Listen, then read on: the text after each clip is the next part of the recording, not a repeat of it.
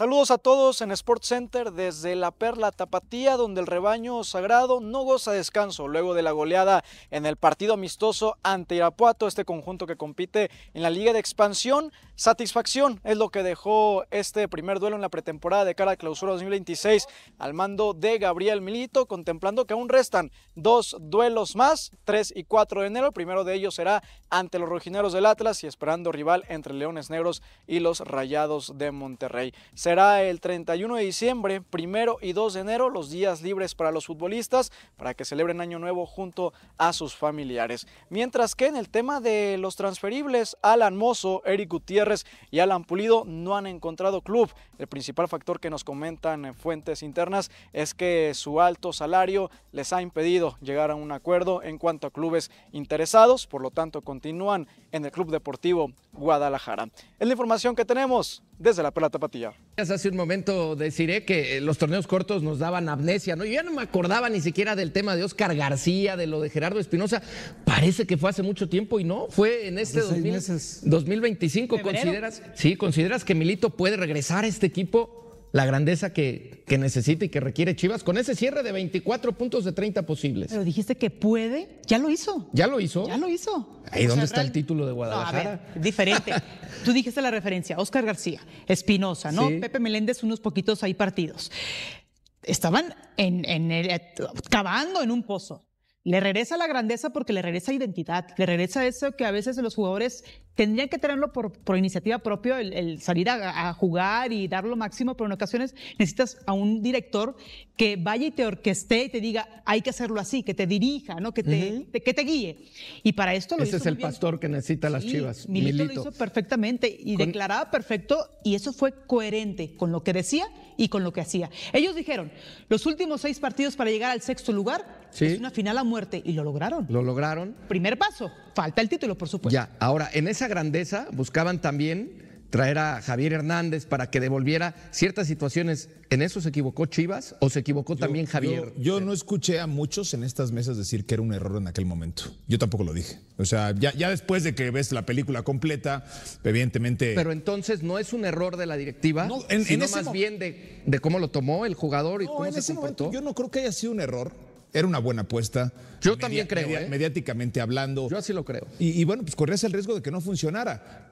Creo que hay más cosas extradeportivas que terminan afectando más el rendimiento de Javier Hernández que lo que ha hecho en la cancha. Es cierto, no metió goles, no hizo lo que venía a hacer o para lo que se le contrató, pero encima le añades todo lo extracancha que lo hizo más espeso, que lo hizo más revoltoso, que lo hizo más negativo. Por eso yo creo que era positivo traerlo. Pero el que se equivoca al final en su comportamiento es claro. Javier, ¿no? Sí, yo creo que Javier no responde, no desde lo deportivo, desde el comportamiento mediático. Dejó de ser un futbolista profesional. Dejó de ser Javier Hernández que enamoró. Claro. Pero tú dijiste una frase en el bloque anterior.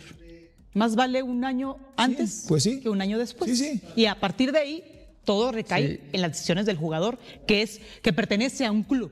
Entonces, si te fijas, es evidente que la responsabilidad de él era total y poder darle la grandeza que él tenía como individuo a un equipo donde él creció. Oye, es como regresar con la novia que tuviste o el novio que tuviste en la prepa y pretender que después de 3 matrimonios después va a ser el mismo que conociste hace 20 años o 30 años. No va a ser así. Y la gente tenía esa imagen. Estaba de acuerdo en todo, menos en Javier Hernández, ¿no?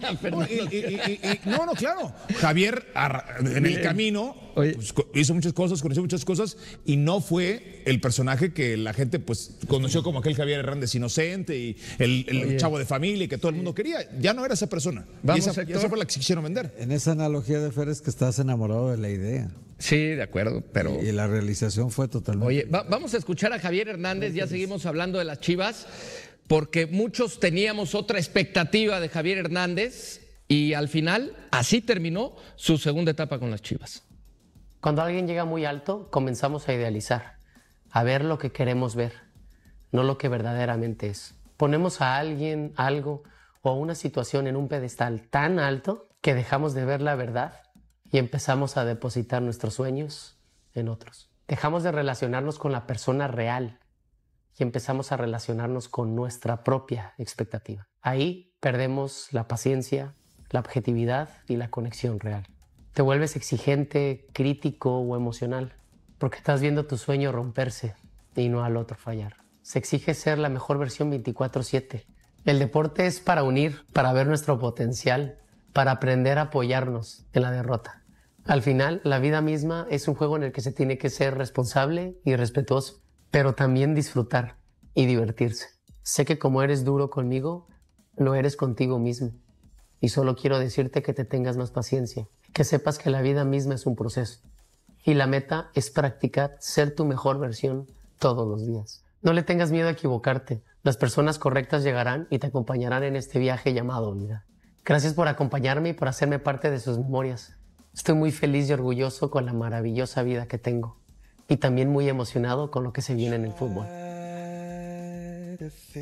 Bueno, pues él está muy contento con la maravillosa vida que tiene. Pues qué bueno por él, ¿no? Nos alegramos, yo me alegro con el chico aquel que yo conocí desde niño y que a ese sí lo conozco desde el vientre de su madre, porque cuando Silvia estaba embarazada, pues yo convivía mucho con la familia y lo conozco desde antes de nacer. Luego ya después él tuvo una presencia futbolística los primeros años de su vida, muy acompañado de papá y mamá y de su hermana, muy acompañados en Europa. Toda la familia fue con él a acompañarlo en esta expedición europea. Les fue muy bien juntos como familia en Inglaterra, en España. Y está en Alemania. Y está en Alemania. Y ahí en Alemania se corta el vínculo por una presencia de una novia de Javier que le dijo que es mejor ya que vuele solo, que ya era grande, que ya tenía que vivir su vida.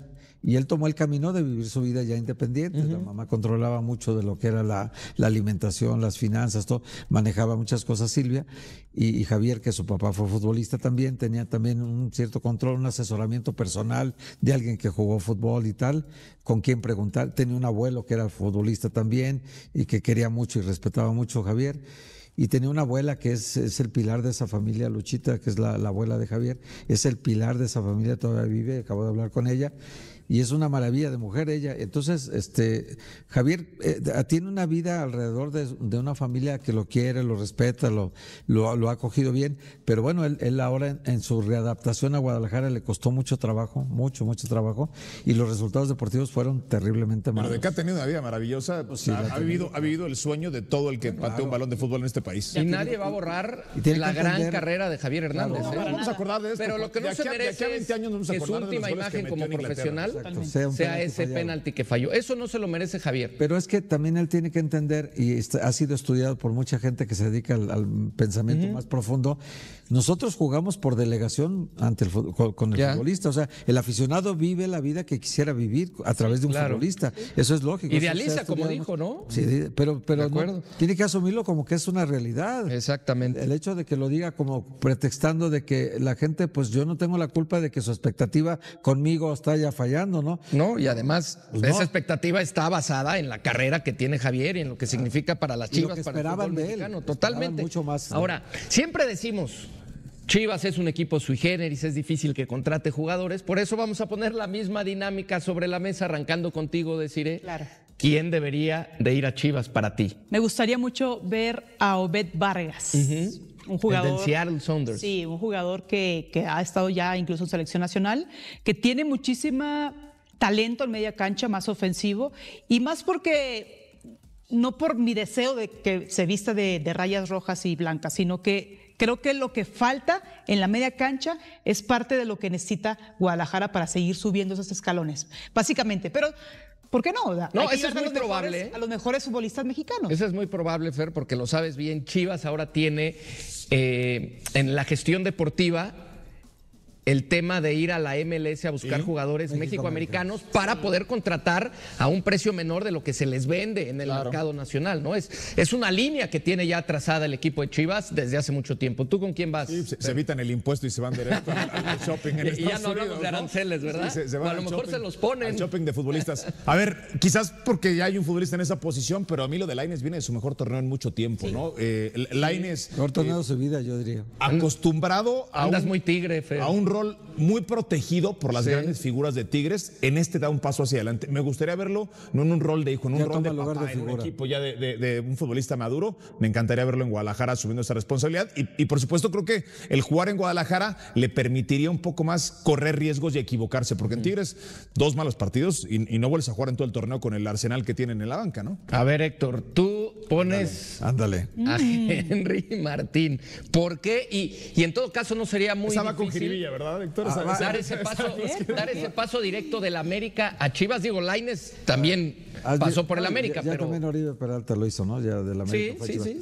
Este es como el diablito y el angelito, ¿no? Que te están hablando al oído. Si tú lo ves mal, puedes decir, sí es mala leche porque ya trajeron a Chicharito 2 años becado, ya trajeron a Oribe Peralta 2 años becados, pues que a Henry Martín le den su beca de 2 años para despedirse, ¿no? o sea, tú lo que quieres es una beca para Henry Martín. Eso sí, dice el diablito. El angelito dice, es una gran oportunidad para Henry, es una gran vitrina, es un futbolista que recuperándolo todavía tiene mucho fútbol, mucho potencial.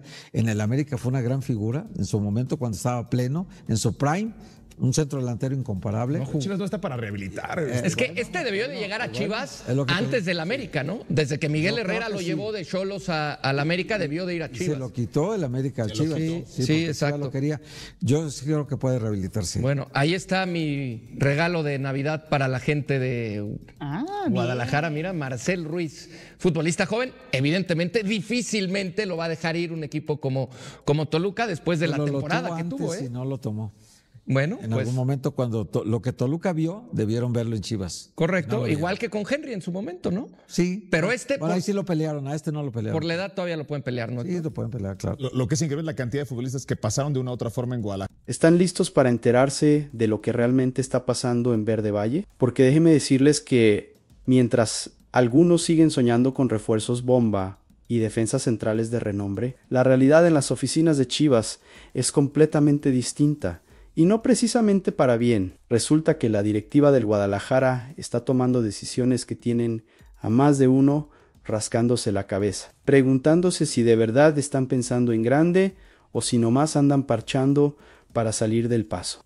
Por un lado tenemos movimientos de salida que ya se están cocinando a fuego lento. Por otro lado están las contrataciones que Gabriel Milito pidió, pero que al parecer se van a quedar en el tintero. Y para rematar, hay equipos de la competencia que le están metiendo mano a jugadores que el rebaño sagrado ha deseado desde hace rato. Pero eso no es todo, porque también hay noticias positivas que vale la pena mencionar, como el regreso de ciertos elementos que la afición criticó sin piedad, pero que podrían terminar siendo solución y no problema. Además de que hay futbolistas que están recuperándose de lesiones y tienen a la afición con el Jesús en la boca, esperando que no sea nada grave.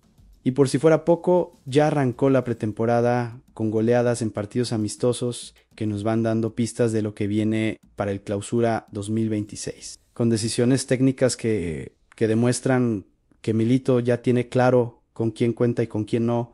Así que agárrense porque lo que viene no tiene desperdicio. Entre movimientos confirmados, decisiones polémicas de la directiva que tienen a todos con el ojo cuadrado y hasta posibles traiciones de equipos rivales que quieren adelantarse y quedarse con los jugadores que Chivas traía en la mira. Dejen su like y su comentario sobre todos estos temas que vamos a desglosar aquí porque créanme que hay tela de dónde cortar y opiniones no van a faltar. Vamos a comenzar hablando primeramente sobre una salida que ya está prácticamente amarrada y que tiene que ver con Tun Wilk, quien se marcharía al Atlante de la Liga de Expansión. Durante la transmisión del partido amistoso ante Irapuato, Georgi Pietrosanta soltó la bomba y reveló que el delantero holandés ya tiene un pie fuera de Verde Valle rumbo a los Potros de Hierro. Ahora bien, el comunicador de ESPN no dio mayores detalles sobre las condiciones del trato, pero según información de Rebaño Gears, el acuerdo entre el Club Deportivo Guadalajara y el Atlante sería un préstamo sin opción a compra, lo cual tiene sentido considerando que Wilk todavía tiene contrato vigente con Chivas. La salida de Tun Wilk no es ninguna sorpresa si analizamos el panorama actual del rebaño. Con la contratación de Ángel Sepúlveda, el regreso de Ricardo Marín desde Puebla y el gran momento futbolístico que está viviendo Armando González, las oportunidades para el holandés se reducen prácticamente a cero. Gabriel Milito ya demostró en el Apertura 2025 que Wilk no entraba en sus planes y ahora con más opciones en la delantera, simplemente no hay espacio para él en el primer equipo. Cabe mencionar que según el sitio especializado Transfermarkt, el valor actual de Toon Wilk ronda los 1.5 millones de euros, es decir, poco más de 31 millones de pesos mexicanos al tipo de cambio actual. Si el trato hubiera sido compra en lugar de préstamo, eso es lo que Chivas podría haber pedido al Atlante por sus servicios. Sin embargo, la directiva optó por cederlo para que el jugador sume minutos y recupere ritmo en un equipo que, aunque milita en la Liga de Expansión en este momento, estará de regreso en Primera División para la Apertura 2026. Yo creo que esta decisión es la correcta para todas las partes involucradas. Wilk necesita jugar con regularidad para no perder vigencia y en Chivas simplemente no iba a tener esos minutos. Además, si logra destacar en el Atlante, su valor podría incrementarse y Chivas tendría más margen de negociación en un futuro. Pensando bien mantenerlo en la banca sin actividad solo habría perjudicado al jugador y al club, así que mandarlo a préstamo es lo más sensato. Ahora vamos a hablar sobre algo que tiene el potencial de caer como balde de agua fría para la afición rojiblanca. Y es que Cruz Azul le estaría dando un golpe bajo a Chivas al meterse de lleno en las negociaciones por César Montes. Uno de los viejos deseos del Guadalajara desde hace varios mercados de pases.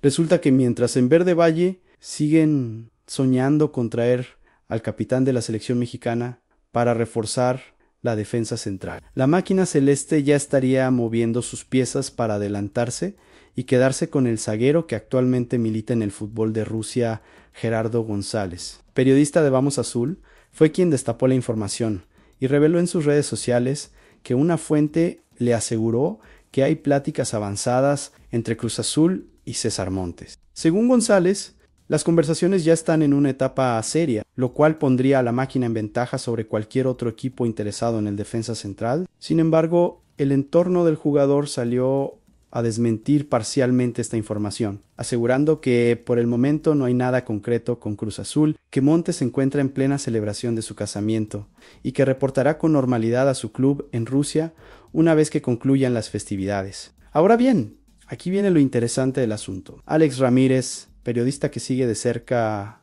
los movimientos de Chivas, había dado a conocer semanas atrás que el regreso de César Montes al fútbol mexicano estaba planeado para después de la Copa del Mundo 2026 y que sería en el próximo mercado de verano cuando se sentarían a dialogar formalmente con el jugador.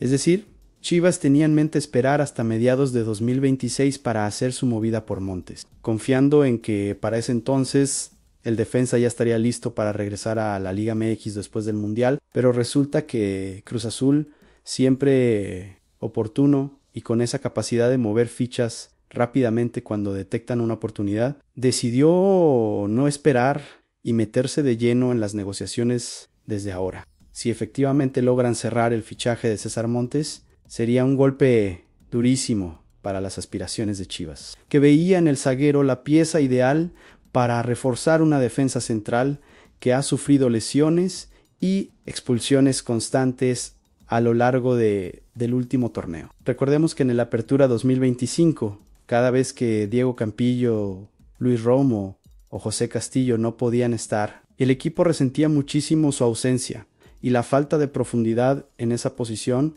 se hacía evidente.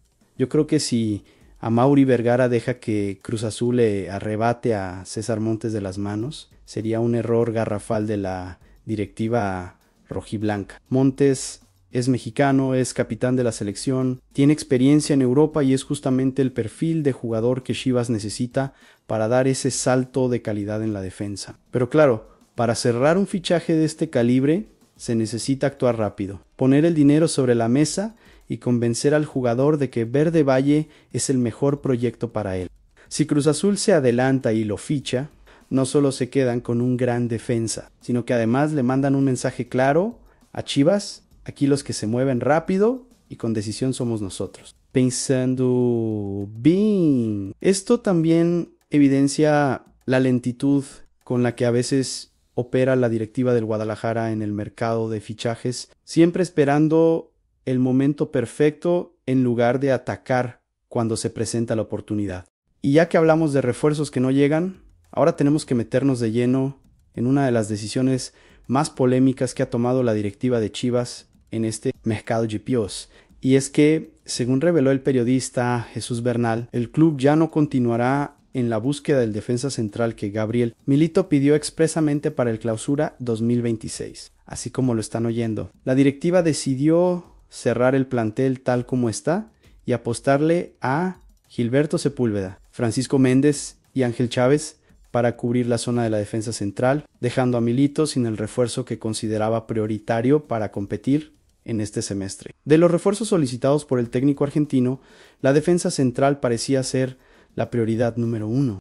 Chivas incluso tocó puertas en Atlético San Luis y Monterrey para intentar los fichajes de Eduardo Águila y Víctor Guzmán respectivamente. Las negociaciones con ambos clubes avanzaron hasta cierto punto, pero eventualmente se estancaron y nunca llegaron a buen puerto. Ante esta situación, la directiva habría decidido no seguir insistiendo en traer un central y conformarse con las opciones que ya tienen en el plantel. Según Jesús Bernal, esta decisión responde a que la directiva considera que este semestre Chivas solamente disputará la Liga MX y no tendrá doble competencia como la Leagues Cup o algún otro torneo internacional, por lo que no sería indispensable contar con un plantel tan amplio. La lógica de los directivos es que con los jugadores actuales hay suficiente profundidad para afrontar un torneo de liga. Regular sin Mayo, 3 problemas. Una vez que Diego Campillo esté completamente recuperado de su lesión, la defensa central ideal estaría formada por él, Luis Romo y José Castillo como titulares indiscutibles, mientras que Daniel Aguirre, Miguel Topías, Gilberto Sepúlveda, Francisco Méndez y Ángel Chávez pelearían por minutos y cubrirían cualquier eventualidad. Pero hay otro factor que complica todavía más el panorama para hacer fichajes de jerarquía, y ese factor tiene nombres y apellidos Ari Gutiérrez y Alan Mozo. Ambos jugadores no entran en los planes de Gabriel Milito para el Clausura 2026, pero el problema es que cuentan con sueldos muy altos que pesan enormemente en la nómina del club. Mientras no se concreten las salidas de estos dos elementos, la directiva enfrenta una dificultad enorme para liberar masa salarial y poder traer refuerzos de jerarquía que realmente muevan la aguja. Es un círculo vicioso. No pueden contratar porque la nómina está saturada y no pueden bajar la nómina porque no logran colocar a los jugadores que no utilizan. Yo creo que esta decisión de la directiva es un error que puede salir muy caro en el transcurso del torneo. Sí es cierto que solamente van a jugar Liga MX y que en teoría no necesitan un plantel de 35 jugadores, pero también es cierto que las lesiones y las expulsiones son parte del fútbol y que Chivas sufrió muchísimo en Apertura 2025 cada vez que faltaba uno de sus defensas centrales titulares. Gilberto Sepúlveda ha demostrado ser irregular, Francisco Méndez todavía es muy joven y le falta experiencia, y Ángel Chávez simplemente no ha convencido del todo.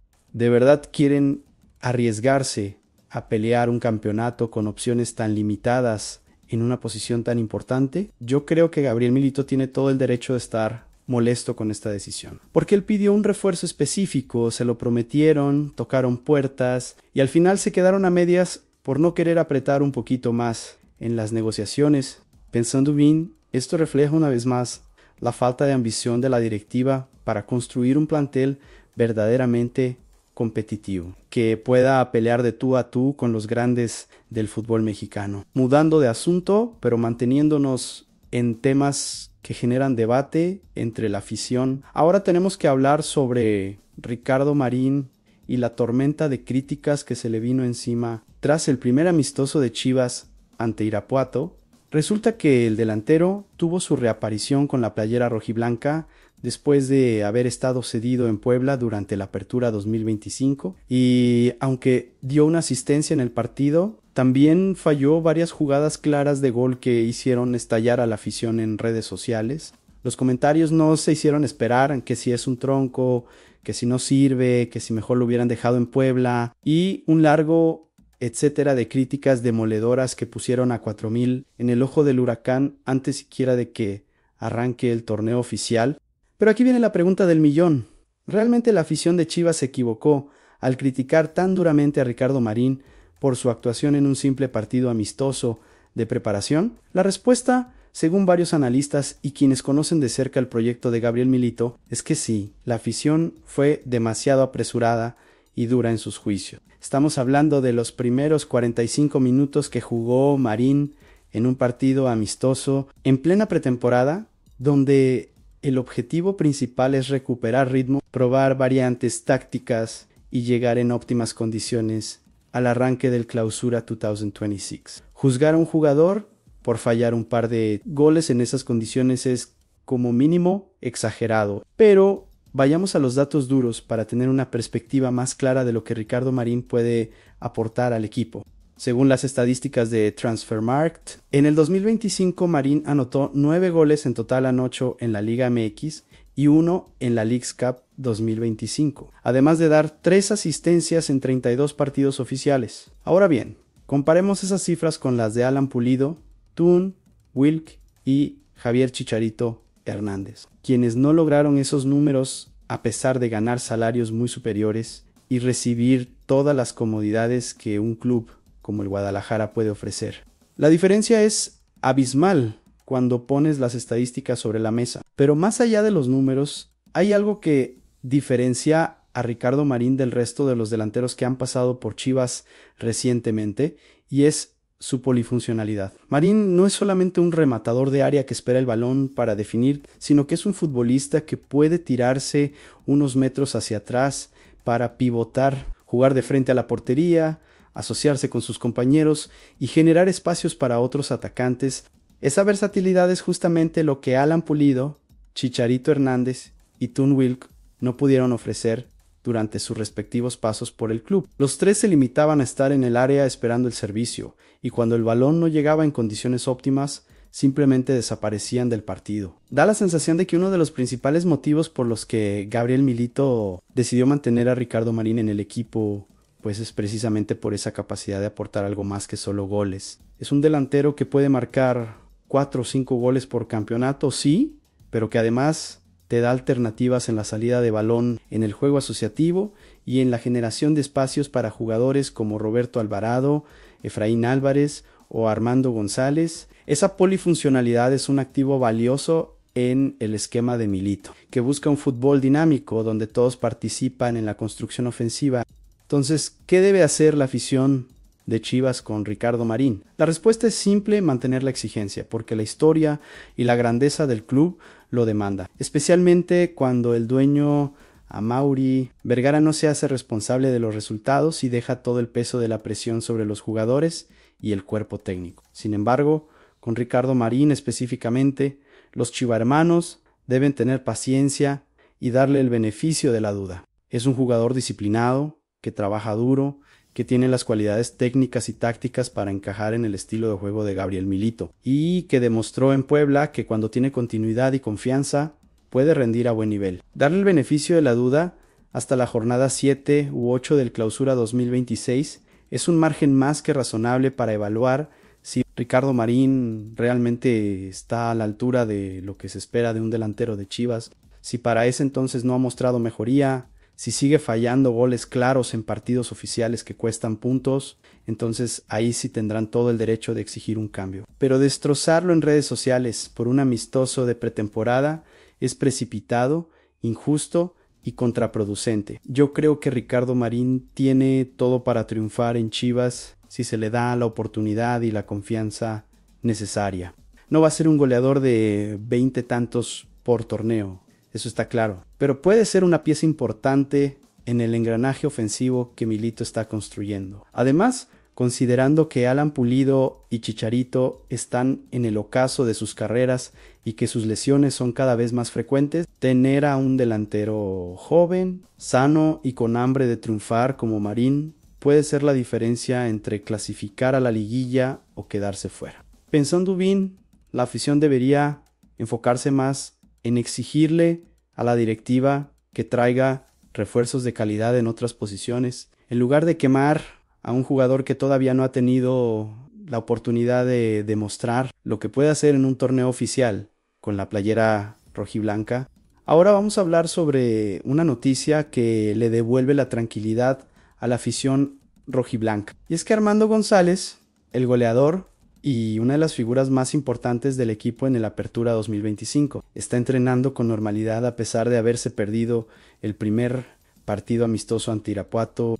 La hormiga encendió las alarmas el pasado domingo cuando se confirmó que no iba a participar en el encuentro de preparación. Y un amplio sector de la afición se mostró preocupado por el estado físico del delantero debido al historial reciente de molestias que arrastra desde el final del torneo anterior. Sin embargo, la propia cuenta oficial del Club Deportivo Guadalajara publicó un video que calmó las aguas y le dio tranquilidad a los chivahermanos. En las imágenes se puede ver claramente a Armando González realizando trabajos con balón junto al resto del plantel, participando activamente en los ejercicios y moviéndose sin ningún tipo de limitación aparente. Estas imágenes fueron tomadas como excelentes noticias respecto a su evolución, pues evidencian que la hormiga continúa con actividad normal y que no presenta una recaída importante que pudiera complicar su participación en los próximos compromisos. Es importante recordar que la lesión de Armando González no es nueva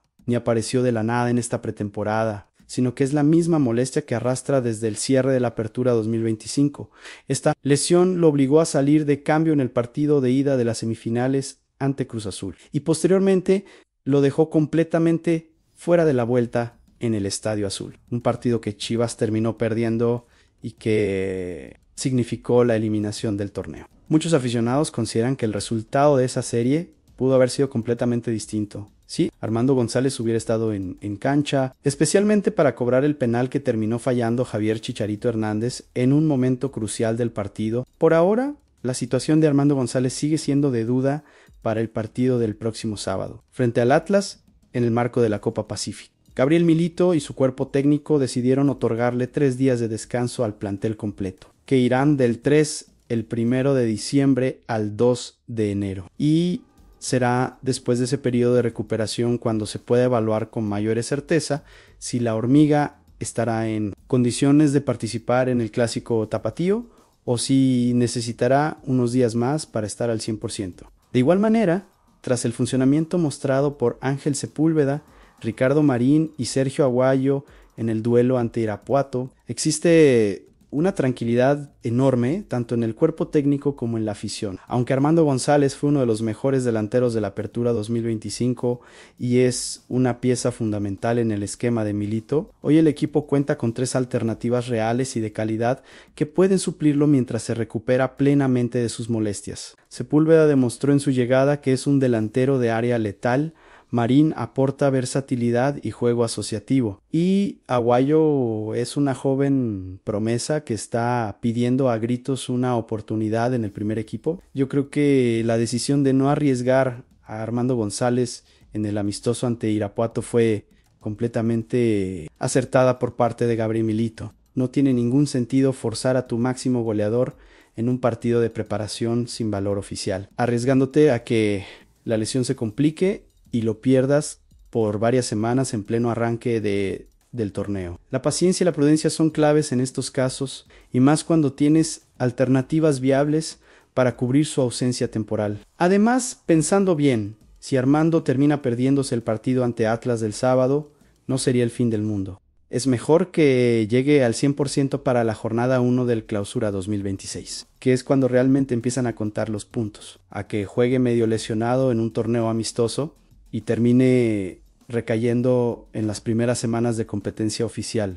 Y ya que hablamos de ese amistoso ante Irapuato, es momento de repasar lo que fue el primer partido de preparación de Chivas rumbo al Clausura 2026. Un encuentro que terminó con una contundente goleada de 4-0 a favor del rebaño sagrado. El partido se disputó en el estadio Sergio León Chávez de Guanajuato y desde el pitazo inicial quedó claro que había una diferencia abismal de nivel entre ambos equipos. Los goles rojiblancos llegaron por intermedio de Roberto Alvarado, Richard Ledesma, Samir Inda y Sergio Aguayo, quienes demostraron que están en muy buena forma física y futbolística de cara a lo que viene. Gabriel Milito utilizó 2 equipos completamente diferentes en cada tiempo, aprovechando para darle minutos a todo el plantel y evaluar el estado de cada uno de sus jugadores. En la primera mitad alineó a lo que sería el equipo titular para el arranque del torneo, con elementos como Diego Campillo, Luis Romo, José Castillo,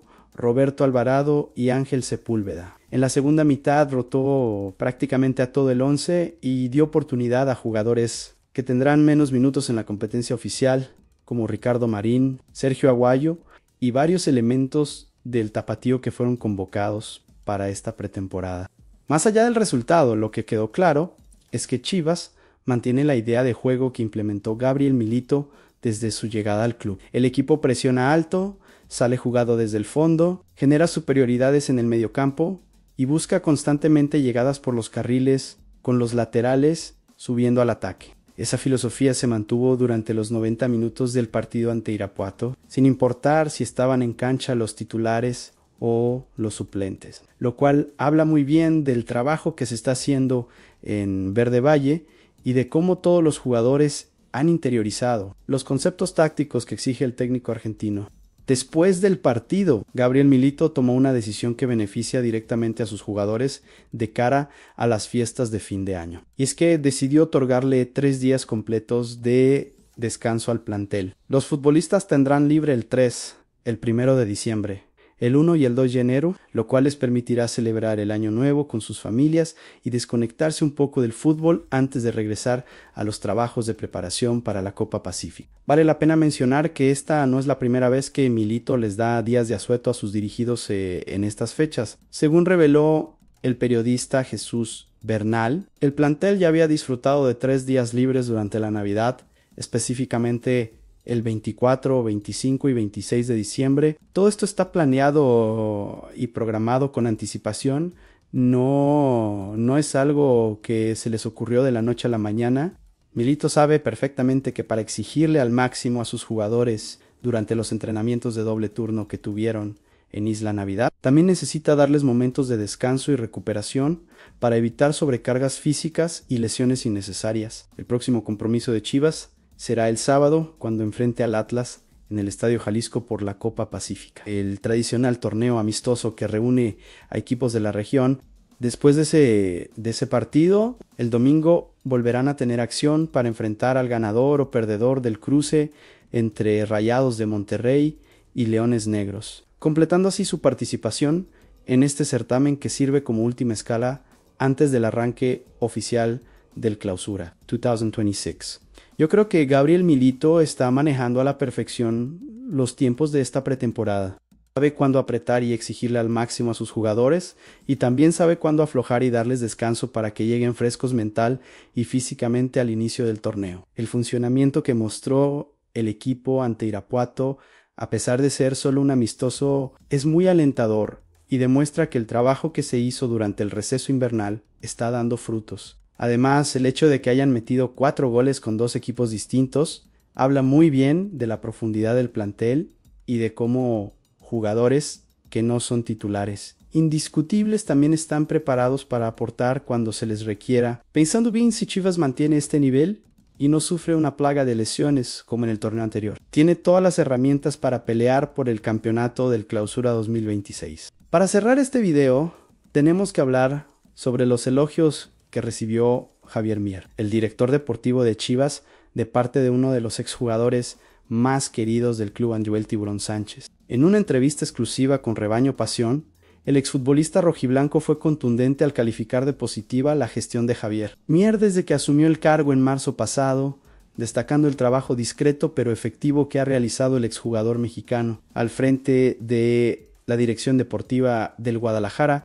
Fíjate que Javier Mier es un joven preparadísimo, es un joven que aparece poco en reflectores si se dan cuenta, y eso es señal de que están trabajando. Mencionó el Tiburón Sánchez al ser consultado sobre el desempeño de Mier en estos primeros meses. Y tiene toda la razón, porque a diferencia de otros directores deportivos que buscan protagonismo mediático y salen cada 2 días a dar declaraciones en conferencias de prensa, Javier Mier ha optado por un perfil bajo, dejando que su trabajo hable por sí mismo y evitando generar ruido innecesario que pueda afectar al equipo. Yo creo que la gestión de Javier Mier termina por ser positiva y de mucho aporte, de muy buena visión en los refuerzos que llegaron, funcionaron por el perfil de equipo que terminó jugando. Entonces hay que darle algo de crédito al director deportivo, agregó Joel Sánchez, reconociendo que los fichajes realizados en el mercado de verano pasado fueron acertados y encajaron perfectamente en el esquema táctico que Gabriel Milito implementó con el equipo. Y es que si hacemos un repaso de las contrataciones que Javier Mier concretó desde su llegada a la dirección deportiva, no podemos más que reconocer que hizo un trabajo excelente, empezando por la decisión más importante de todas, la contratación de Gabriel Milito como director técnico. Tras la breve y poco exitosa etapa de Gerardo Espinosa, en Verde Valle buscaban mejores resultados, un cambio de mentalidad y un técnico que pudiera implementar un estilo de juego moderno y atractivo. Milito llegó y rápidamente demostró que era el hombre indicado para el puesto. Pero los aciertos de Javier Mier no se quedaron ahí. También trajo a Diego Campillo, quien se convirtió en una pieza fundamental de la defensa rojiblanca y fue uno de los jugadores más regulares de la apertura 2025. Fichó a Efraín Álvarez, quien vivió su mejor momento con la playera de Chivas y se consolidó como el líder técnico y futbolístico del equipo. Trajo a Brian González, lateral izquierdo, que aportó muchísimo en ataque y defendió con solidez. Incorporó a Richard Ledesma, un mediocampista con muchísima proyección, que rápidamente se ganó la titularidad. Y para el Clausura 2026 cerró los fichajes de Ángel Sepúlveda, quien llegó para resolver el problema goleador, y Brian Gutiérrez, una joven promesa del fútbol estadounidense que reforzará el mediocampo rojiblanco. Cabe mencionar que tras la llegada de Javier Mier a la dirección deportiva, el rebaño sagrado volvió al protagonismo en el fútbol mexicano. Después de varios torneos grises, de fracasos en el mercado de fichajes y de proyectos que nunca terminaban de cuajar, Chivas finalmente encontró en Mier a un director deportivo que sabe lo que hace, que tiene visión de futuro y que está construyendo un proyecto sólido que puede dar muchas satisfacciones en los próximos años. Yo creo que Joel Tiburón Sánchez tiene toda la razón en sus apreciaciones sobre Javier Mier. Es un director deportivo que trabaja en silencio, que no busca cámaras ni reflectores y que simplemente se enfoca en hacer bien su trabajo. Y eso en un club como Chivas, donde históricamente ha habido mucho ruido mediático y poca efectividad en la toma de decisiones, es sumamente valioso. Los fichajes que trajo funcionaron, el técnico que contrató devolvió la ilusión y el proyecto que está armando tiene bases sólidas. Por supuesto que todavía hay cosas por mejorar, como la incapacidad para cerrar el fichaje del defensa central que Milito pedía, o las salidas que no se han concretado de jugadores que ya no están en planes, pero en términos generales, el balance de Javier Mier es positivo y merece el reconocimiento tanto de los exjugadores como de la afición. Pensando bien si la directiva le da continuidad a este proyecto y le permite seguir trabajando con la misma libertad, Chivas puede volver a ser protagonista en el fútbol mexicano por muchos años.